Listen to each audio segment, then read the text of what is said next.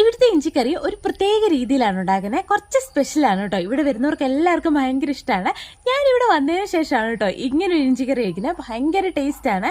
അപ്പോൾ ഈ ഇഞ്ചിക്കറി ഞാനല്ല ഉണ്ടാക്കാനകത്ത് തുടങ്ങിയിട്ടുണ്ട്. എങ്ങനെയാണ് ഉണ്ടാക്കുന്നതെന്ന് ഞാൻ കാണിച്ചു തരാവേ. ആദ്യം തന്നെ ഇഞ്ചി ഇങ്ങനെ വട്ടത്തിൽ കട്ട് ചെയ്തെടുത്തിട്ട് വെളിച്ചെണ്ണയിൽ അതൊന്ന് വറുത്തെടുക്കുകയാണ് ചെയ്യുന്നത്. വറുത്തെടുത്ത് ആ എണ്ണയിൽ നിന്ന് അത് കോരി മാറ്റുക. ആ എണ്ണയിലേക്ക് തന്നെ ഇല്ലേ ചെറിയുള്ളി തൊലി കളഞ്ഞാൽ അതും കീറിയിട്ട് അതും നമുക്കൊന്ന് വറുത്തെടുത്ത് മാറ്റി വെക്കാവേ.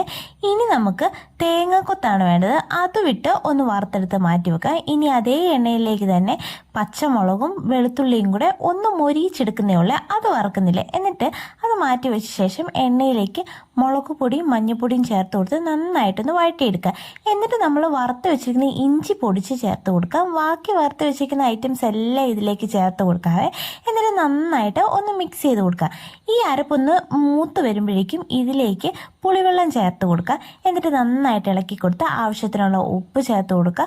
പിന്നെ മധുരത്തിന് ആവശ്യത്തിനുള്ള ശർക്കരയും കൂടെ ചേർത്ത് നന്നായിട്ട് മിക്സ് ചെയ്ത് അടച്ചു വെച്ച് നന്നായി തിളപ്പിച്ചെടുത്താലുള്ള ഇഞ്ചിക്കറി റെഡിയായി. ഇനി ഇതിലേക്ക് കുറച്ച് കായപ്പൊടിയും കടുക് താളിച്ചും കൂടെ ചേർത്താലില്ലേ നല്ല അസൽ ഇഞ്ചിക്കറി റെഡിയാണ് കേട്ടോ. ഇതുപോലെയാണോ നിങ്ങളുടെ നാട്ടിലൊക്കെ ഇഞ്ചിക്കറി ഉണ്ടാക്കുന്നതെന്ന് പറയണം. പിന്നെ ഈ ഓണത്തിന് ഇങ്ങനെയൊന്ന് ഇഞ്ചിക്കറി ഉണ്ടാക്കി നോക്കുകയും വേണേ.